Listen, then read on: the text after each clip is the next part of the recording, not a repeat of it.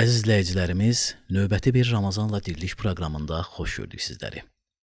Ramazan mövsümündə zaman biraz yavaşlayır. Sanki insan öz səsindən çox vicdanının səsini eşitməyə başlayır. Aclıq bizi süfrədən uzaqlaşdırır.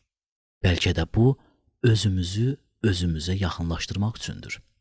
Bu ay bizə sadəcə Allahı xatırladır, yoxsa o insanı ki, bir zamanlar unutmuşuq, incitmişik və ya görməməzlikdən gəlmişik.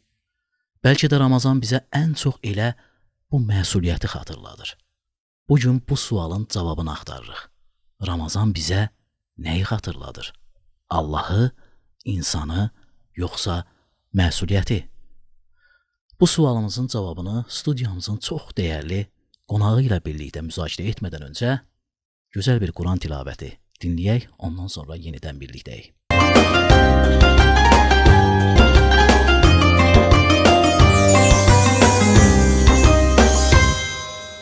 أعوذ بالله من الشيطان الرجيم بسم الله الرحمن الرحيم والضحى والليل إذا سجى ما ودعك ربك وما قلى وللآخرة خير لك من الأولى ولسوف يعطيك ربك فترضى ألم يجدك يتيما فآوى ووجدك ضالا فهدى ووجدك عائلا فأغنى فأما اليتيم فلا تقهر وأما السائل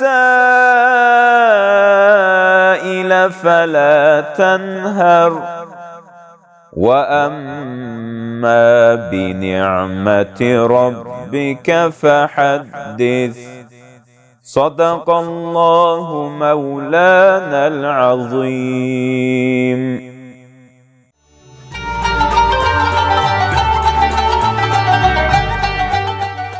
Bəli, əziz izləyicilərimiz, qeyd etdiyimiz kimi bugünkü mövzumuz Ramazan bizə nəyi xatırladırdır? Allahı, insanı, yoxsa məsuliyyəti? Studiyamızın qonağı çox dəyərli insan, çox dəyərli elm insanı, xüsusilə də hamımızın yaxından tanıdığı, gənclərin hər zaman yanında olan, dövlətin, millətin hər zaman yanında olub onun dərdi ilə birlikdə olan çox dəyərli millət vəkilimiz Ceyhun Məmmədovdur. Ceyhun müəllim, xoş gördük sizi. Xoş gördük. Ramazan ayınız da mübarək olsun. Bu gözəl mövsümdə sizinlə birlikdə olmaq və maraqlı bir mövzunu müzakirə etmək bizim üçün də xoşdur.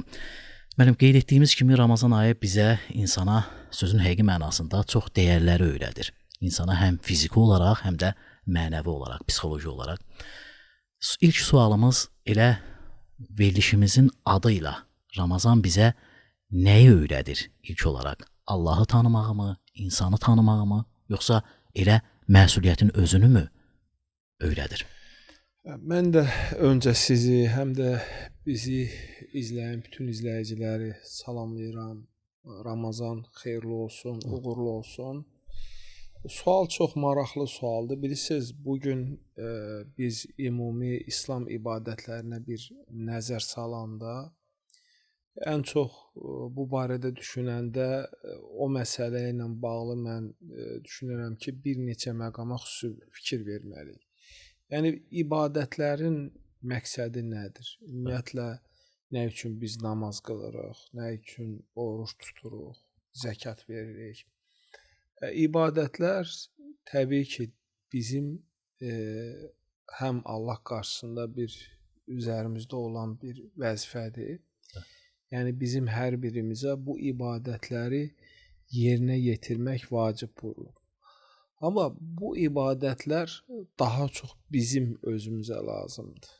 Yəni biz Allaha ibadət edərək Bəli. özümüzü tapırıq.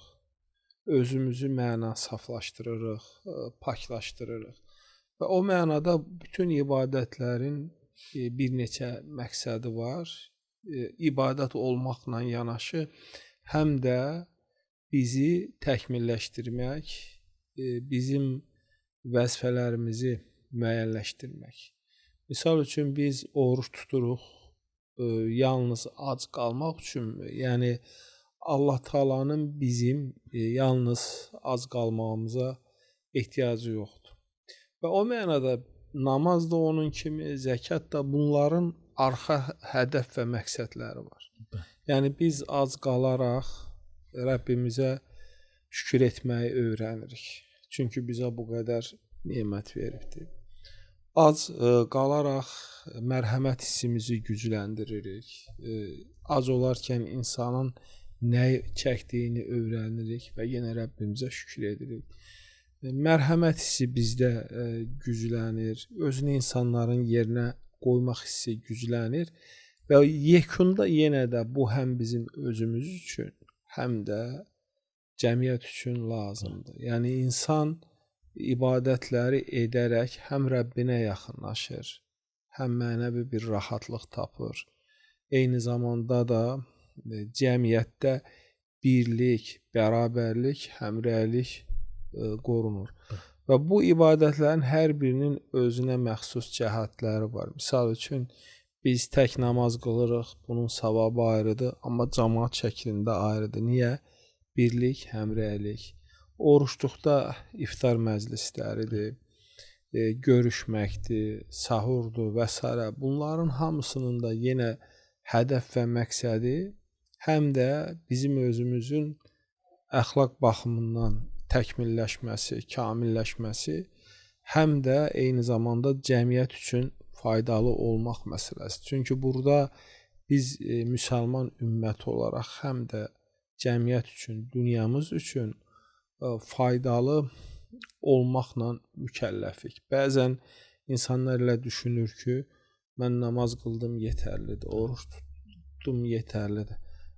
Və hədislərdə də qeyd olunur. Əgər sən oruç tutub dilini günahlardan qorumazsansa, qəlbini günahlardan qorumazsansa, əlini qorumazsansa, o zaman sənin ibadətin tam ibadət sayılmır. Və o mənada biz yekun olaraq ona gəlirik ki, biz həm ibadətimizi yerinə yetirərək Rəbbimizin bizim üzərimizdə müəyyənləşdirdiyi o vəzifələri yerinə yetiririk. Eyni zamanda həm özümüz üçün müəyyən faydaları əldə edirik, həm də cəmiyyət üçün. Civim müəllim, çox önəmli xüsuslara toxundunuz. Bəzən insanlar arasında belə bir anlayış formalaşır ki, Ramazan ayı gəldiyi zaman insan daha çox Rəbbinə yaxınlaşır, yəni ibadəti ilə, tutduğu orucla, etdiyi dualarla, qıldığı namazlarla. Bəzən də yanlış olaraq bir qərar verirlər. Yəni insan Allaha yaxınlaşır, amma insandan uzaqlaşır. İnsanın insandan uzaqlaşması. Yəni bir insanın Allaha yaxınlaşa, Allahın yaxınlaşdığını iddia edərək insanlardan uzaqlaşmasını necə dəyərləndirirsiniz? Yox, bu yanlışdır. Bilirsiniz, mən bunu həmişə deyirəm. Baxın, bugün müsəlman dünyasının bir problemi var, əxlaq problemi. Əxlaq dedikdə mən əxlaqsızlığı nəzərdə tutmuram. Yəni bu ibadətlər həm də bizdə müəyyən bir əxlaq və dəyərlər formalaşdırır. Məsələn, biz Qurana da baxanda, yəni Quran ayələrinə, hədislərə də baxanda, misal üçün Quranda deyir ki, Əstəğfirullah, "Və mə ərsəlnəkə illə rəhmətən lil aləmin." Demir ki, biz səni özün üçün, deyir ki, biz səni aləmlərə rəhmət olaraq göndərdik. Və Quranın bütün ayələrində bu vurğulanır. Aləmlər üçün, cəmiyyət üçün, insanlar üçün. Sizin kim xeyirlidir, kim daha faydalıdır? Misal üçün biz İslam tarixinə də baxanda elə insanlar olub ki, onlar bütün günlərini məscidlərdə keçiriblər. Amma bizim o imamlarımız, xəlifələr onlara bununla bağlı öz iradlarını bildiriblər. Ki, yəni sən ibadət edə bilərsən, amma eyni zamanda sənin cəmiyyət qarşısında da vəzifəm var. O mənada, yəni mən Ramazan gəldi, oruç tutum, cəmiyyətdən uzaqlaşım, bu yanaşmanı İslam qəbul etmir. Əksinə, İslam bizdən tələb edir ki, və bizim ibadətlərimizə də baxın, İslam çox gözəl dindir. Namaz məsciddə, cəmaatla. Bəzi namazlar vacibdir. Niyə? Sosiallaşmaq üçün. Niyə biz cümə namazını yığışıb evdə yox, məsciddə qılırıq? Yenə gəlir. Niyə həcdə biz bir yerdə ibadət edirik? Biz niyə Ramazanda iftar məclisləri təşviq olunur və tövsiyə olunur? Ona görə də bu yanaşmalardan biz biraz uzaq olmalıyıq ki, ibadət özünə qapanmaq deyil. İbadətin əsas hədəf və məqsədi sosiallaşmadır, faydalılıqdır, ünsiyyətdir.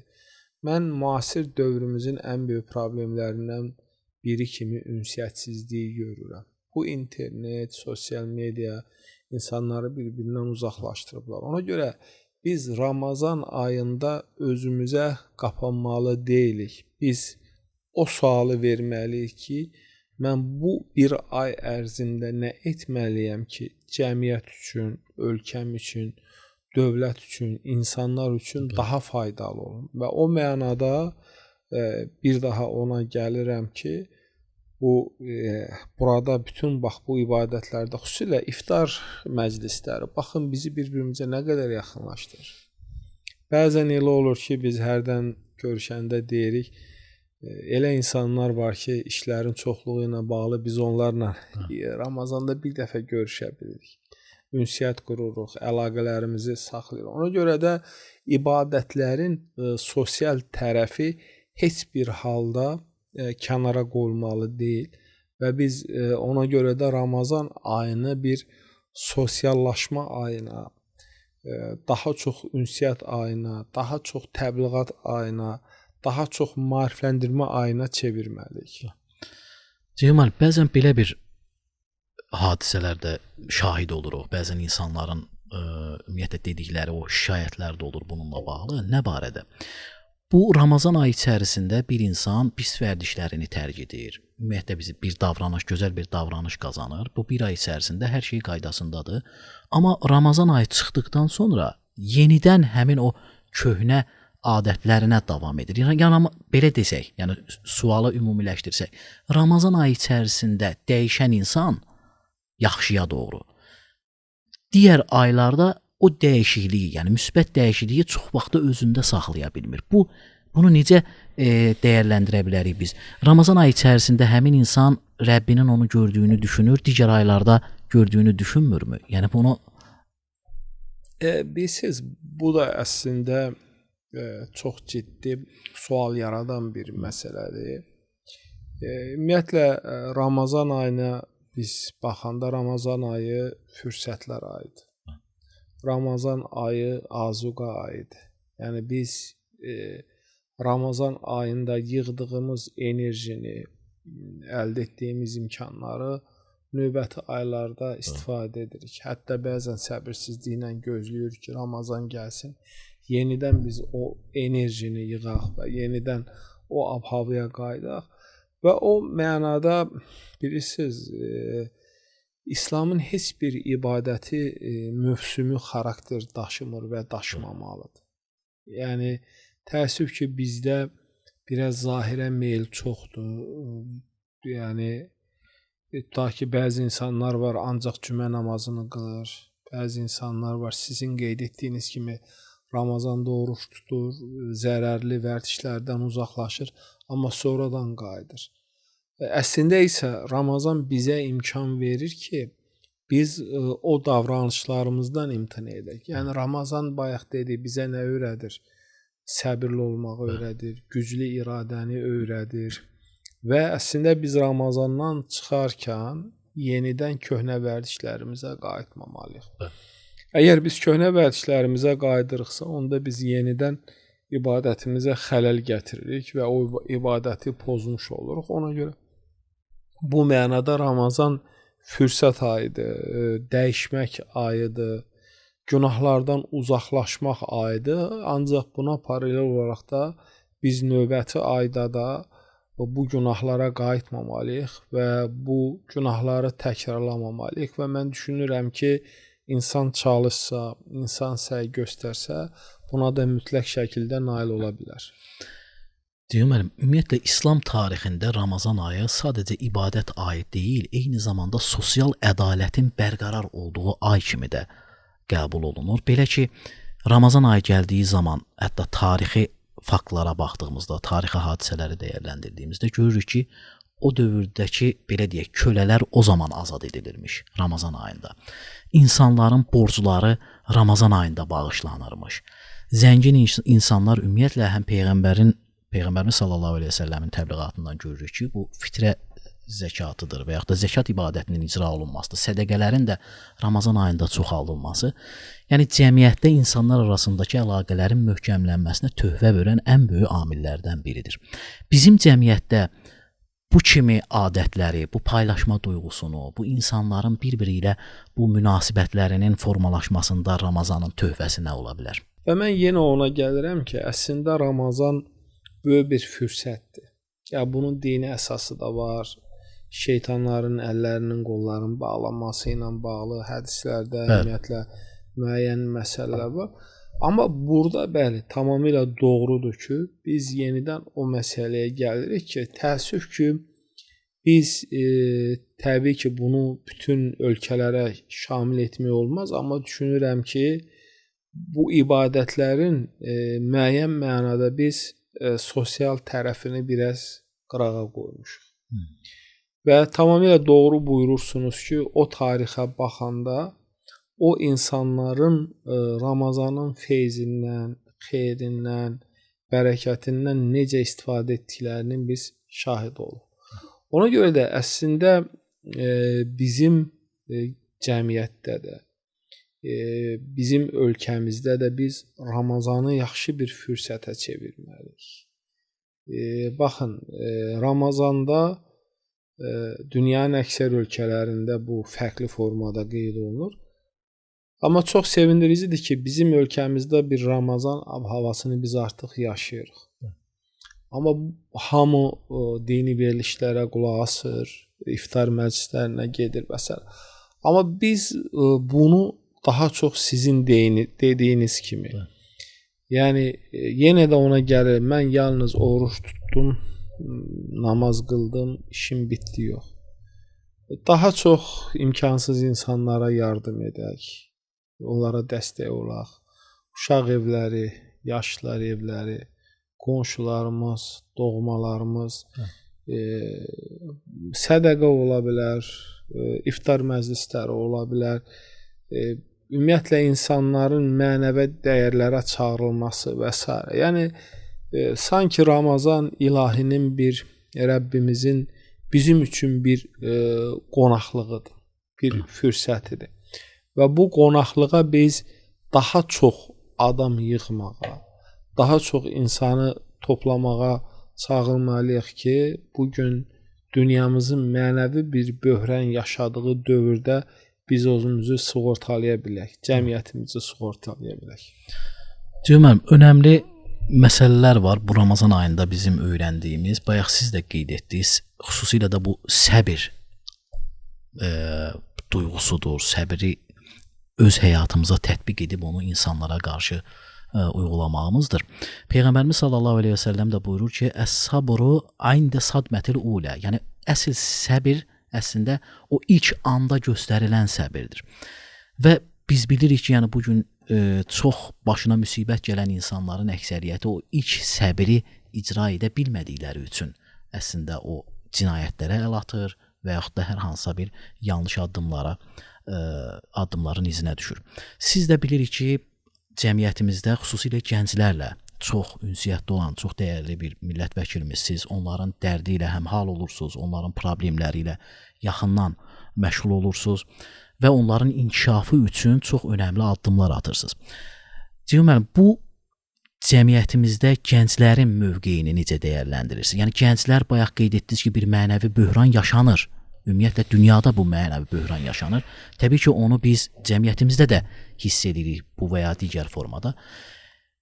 Son dövrlərdə gənclərdə də aqressiya var, bir belə deyək, yəni ümumi bu qlobal mədəniyyətin axınına qapılma prosesləri davam edir.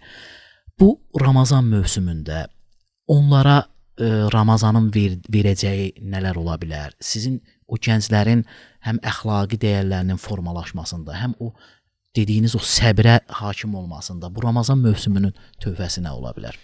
Bəli, əslində bilirsiniz, bu gün biz dünyaya baxanda, bəşəriyyətin halına baxanda sanki dünyamız bəşəriyyət ağlını və başını itiribdir. Və bu gün dünyamız çox ciddi böhranlarla üz-üzədir.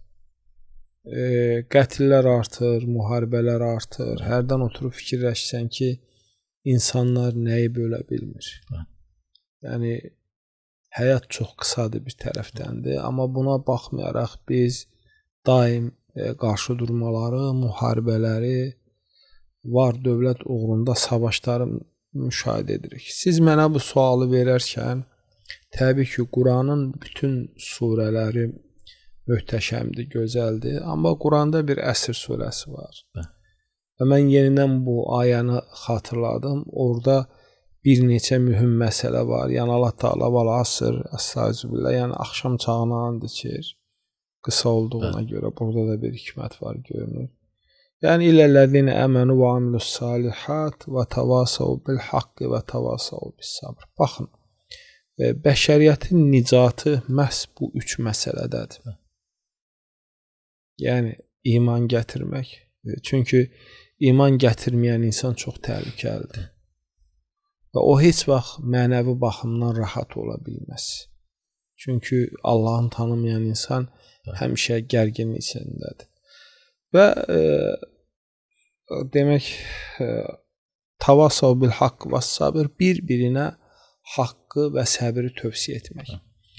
Çünki həqiqətən də səbir çox önəmlidir.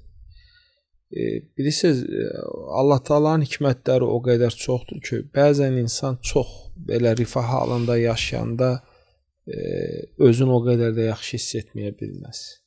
Bilməyə də bilər. Çünki bizdə belə bir bəzən fikirlər var. Mən gənclərlə görüşdə də bunu deyirəm.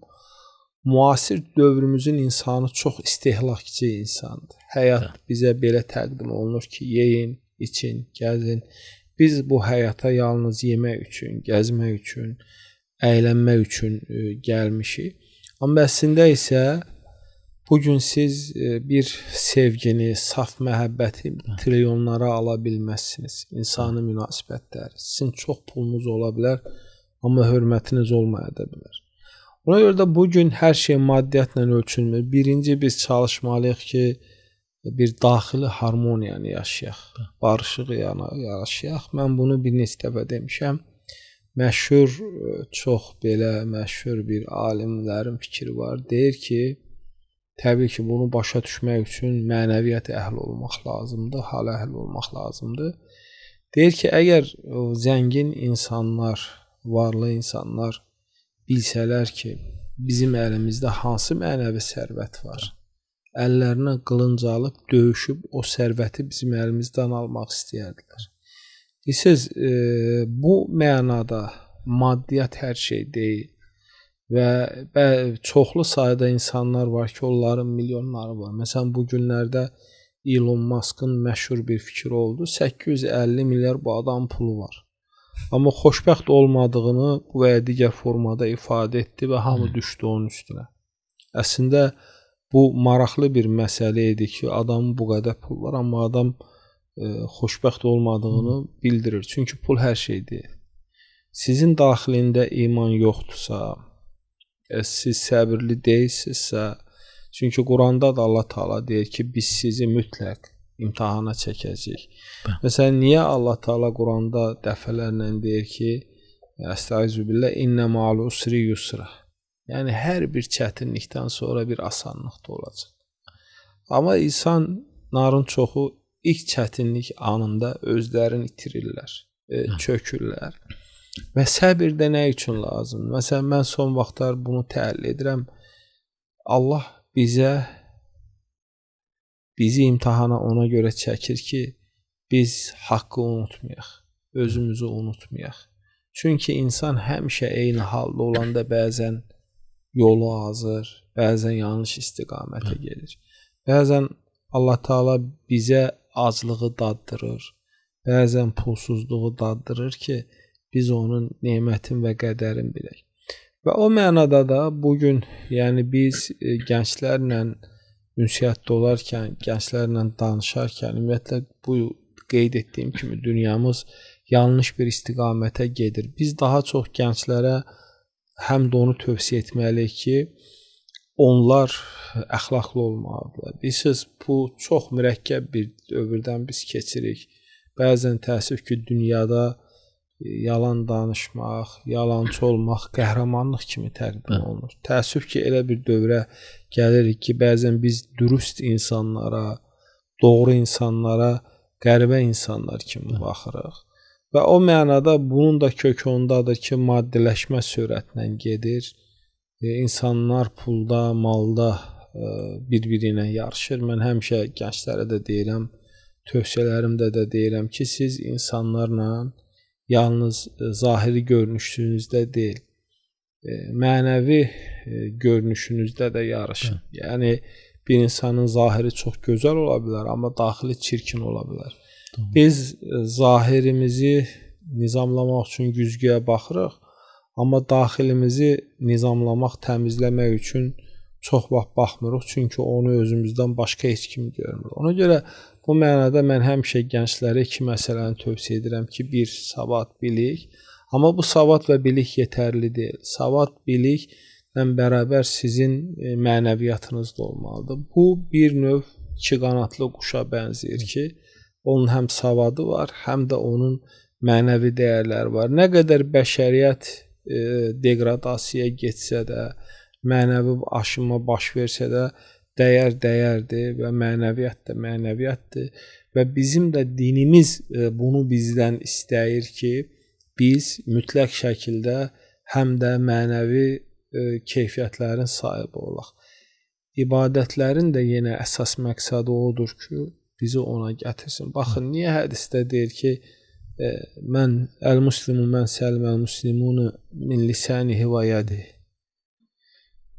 Demir ki, müsəlman namaz qılandır, namaz vacibdir. Deyir ki, müsəlman o kəsdir ki, dili ilə, əli ilə insanlara əziyyət vermiş. Əgər sən dilin ilə, əlin ilə insanlara əziyyət verirsənsə, istəyirsən namaz qıl, istəyirsən oruc qıl, sən imanın tam yerində deyil. Və yenə də gəlirik biz əməl məsələsinə və hesab edirəm, o mənada bugün bizim çox yaxşı gənclərimiz var, savadlı, bilikli, eyni zamanda mənəvi keyfiyyətləri olan, amma biz yenə də daha çox çalışmalıyıq ki, gənclərimizi bugün dünyada gedən bu zərərli proseslərdən, tendensiyalardan qoruya bilək. Çünki bu qlobal proseslər istər-istəməz bizim ölkəmizin də insanlarının, gənclərinin mənəvi mühitinə öz təsirlərini mütləq şəkildə göstərir. Deməli, burada gənclərdən danışdıq. Eyni zamanda gəncləri tərbiyə edən bir də ailə institutu var. Bugün cəmiyyətimizdə artıq, belə deyək, sayı azalmış ailələr, fərdlərinin sayı azalmış ailələr artıq, belə deyək, moda minir. Daha məşhur görünür hər birimizin gözündə. O qeyd etdiyiniz kimi o qloballaşmanın özü ilə birlikdə gətirdiyi bəlkə də ən böyük mənfi xüsusiyyətlərdən biri də budur. Bu Ramazan ayında bu ailə daxili fərdlərin bir-biri ilə münasibətini, onlar arasındakı, belə deyək, uşağın tərbiyəsində və ya eyni zamanda ana-ata, ər və xanım arasındakı münasibətlərin daha yaxşı formalaşmasında hansı tövbələri verə bilər və nələrə diqqət etməyimiz lazımdır?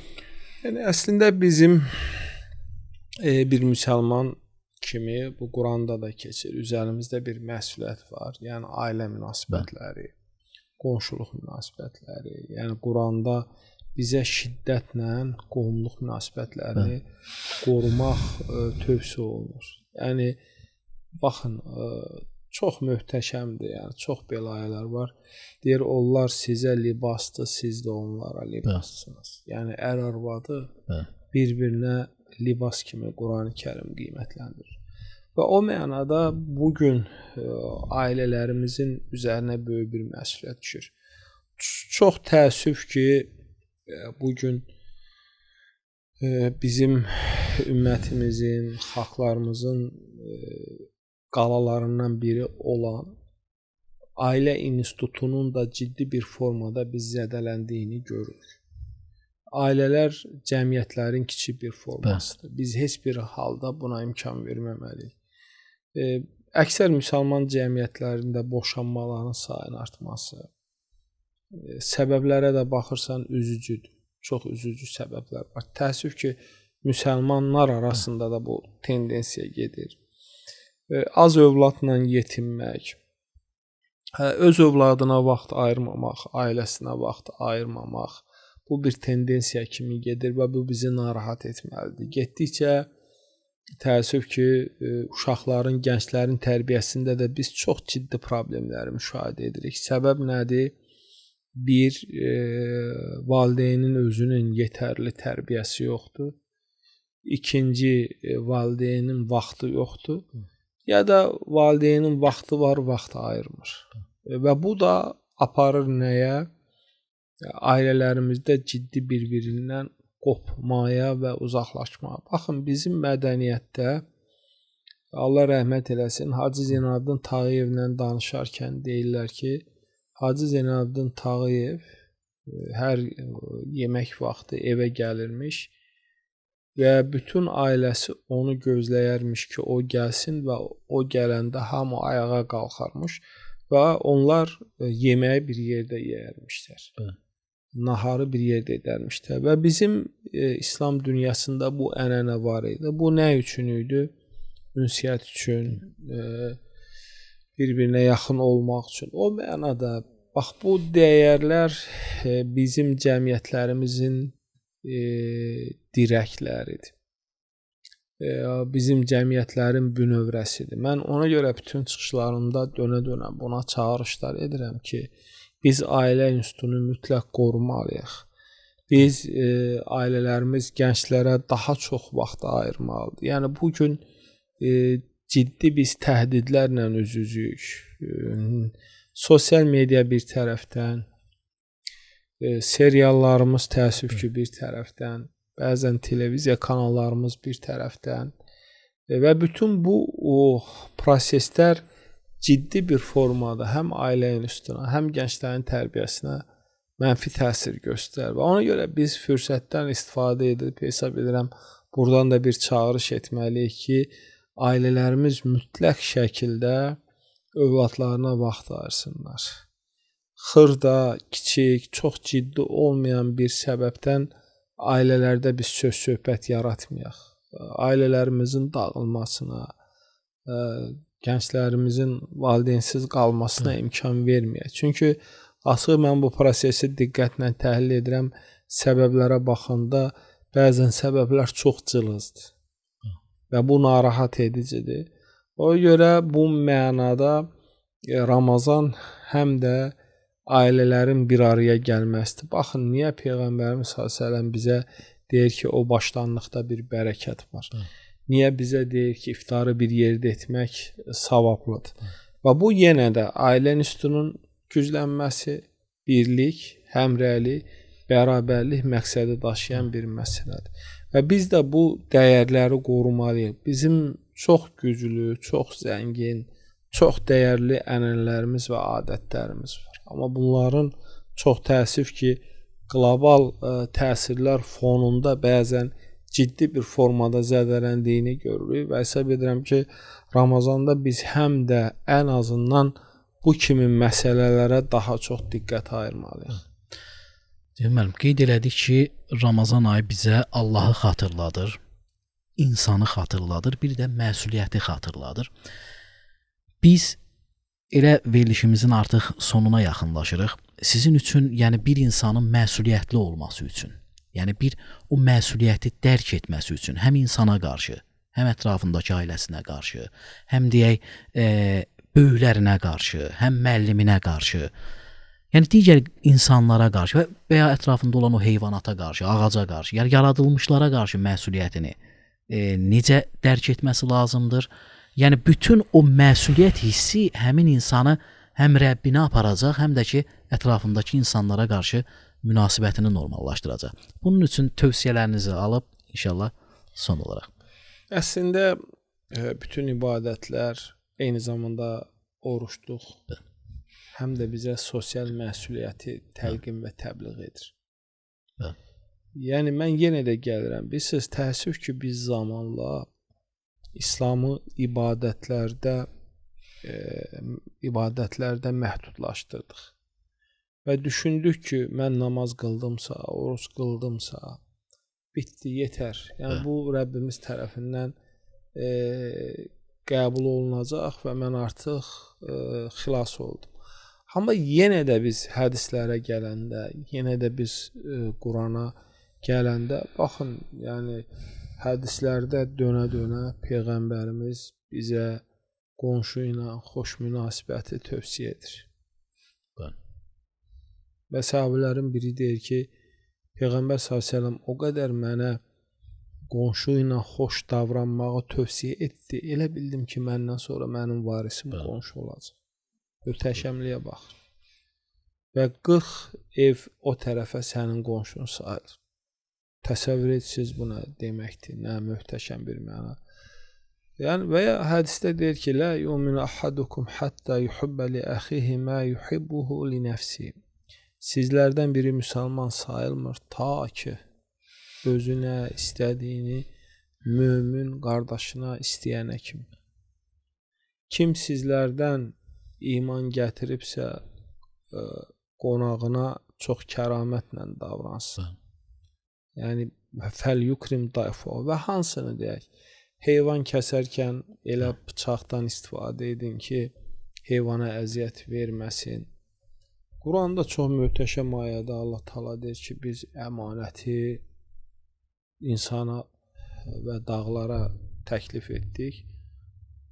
Dağlar bundan imtina etdi, insan üzərinə götürdü. Və bu mənada, yəni müsəlman özü üçün yaşayan insan deyil. Müsəlman ən birinci növbədə cəmiyyət qarşısında məsuliyyətini dərk etməlidir.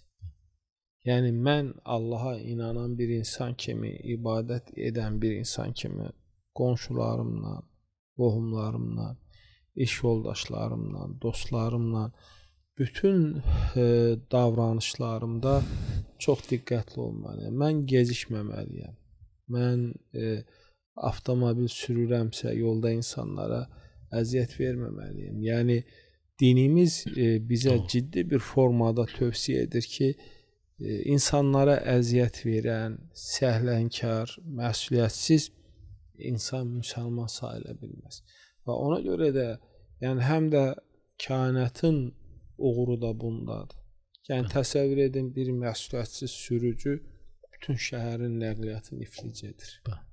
Bir məsuliyyətsiz insan bütün şəhəri dağıda bilər, bütün şəhəri yandıra bilər. Və ona görə də biz həm də məsuliyyətli insanlar olmalıyıq. Və bizim bir də sosial məsuliyyətimiz var. Mənim pulum var, bu pul yalnız mənim deyil. Qarut, Marut, hamımız xatırlayırıq. Onların o xəzinələrinin açarını daşımaq üçün adamlar tutmuşdular. Onlara deyilir, qayıdıb deyir ki, mən özüm qazanmışam, Quranda bir neçə ayə var. Axı sən bunu verən Allahdır. Canı da verən, pulu da verən, malı da verən. Allah istəməsə heç kim bu qədər malı var, dövləti qazana bilməz. Hamısı onun. Və o mənada bizim bir sosial məsuliyyətimiz var. Və bunu biz gənclərə, insanlara aşılamalıyıq ki, hə, mən namaz qılıram, amma saat 3-də olan görüşə 5-də gedirəm.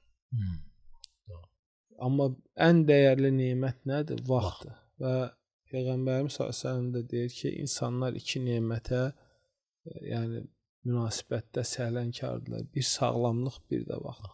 Mən öz sağlamlığına ziyan vururamsa yenə deyilə. Əyətul münafiq thələthə. Yəni orada keçir. Yalan danışan, söz verib yerinə yetirməyən, əmanətə xəyanət edən. Yəni yenə də gəlirik ki, ibadətlərin demə əsas məqsəd və hədəfi sosial məsuliyyətdir. Çünki cəmiyyətin nicatı ondadır. Baxın, yekündə bir şey deyim. Mən hərdən bunu fikirləşirəm ki, dəyərləri itmiş, bir-birinə hörmət etməyən, yalnız özü üçün yaşayan cəmiyyət necə bir cəmiyyət ola bilər? O cəmiyyət artıq bitmiş cəmiyyət. O cəmiyyət artıq tükənmiş bir cəmiyyət.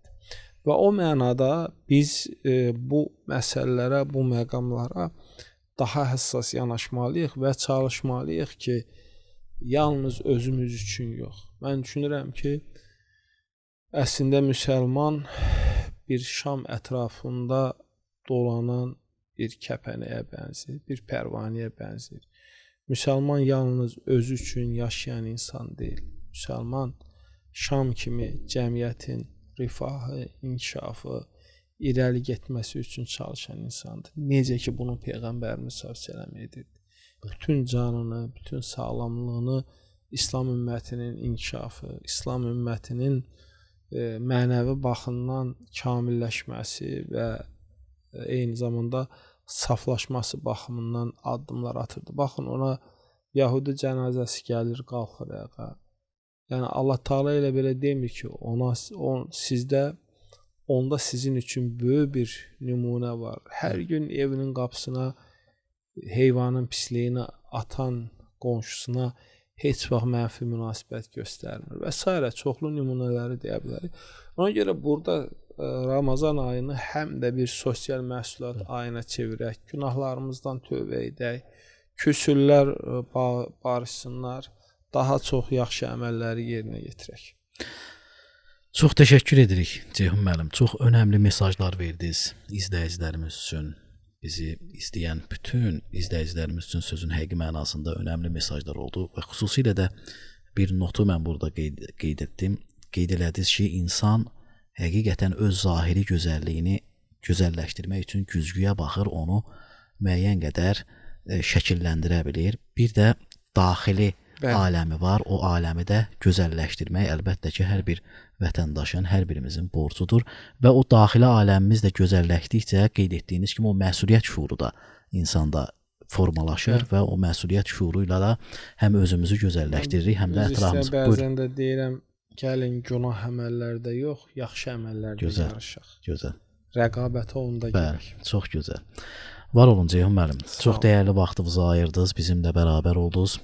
Ramazan ayınızda mübarək olsun. Allah bu ayda etdiyiniz bütün ibadətləri, tutduğunuz oruçları, qıldığınız namazları, etdiyiniz bütün duaları öz uca dərgahında qəbul eləsin inşallah. Amin, amin. Hamımızdan. Sağ olun. Çox sağ olun. Var olun. Bəli əziz izləyicilərimiz, növbəti bir Ramazanla Dirlik proqramının sonuna gəldik. Studiyamızda biz bugün çox önəmli bir mövzunu, Ramazan ayı bizə nəyi xatırladır sualını ortaya qoyduq. Ramazan ayı bizi həm Allahı, həm insanı, həm də məsuliyyəti xatırladır dedik. Studiyamızın da qonağı çox dəyərli millət vəkilimiz Ceyhun Məmmədov idi. Son olaraq, Ramazan bizə təkcə ac qalmağı öyrətmir. Ramazan bizə tox ikəndə düşünməyi xatırladır.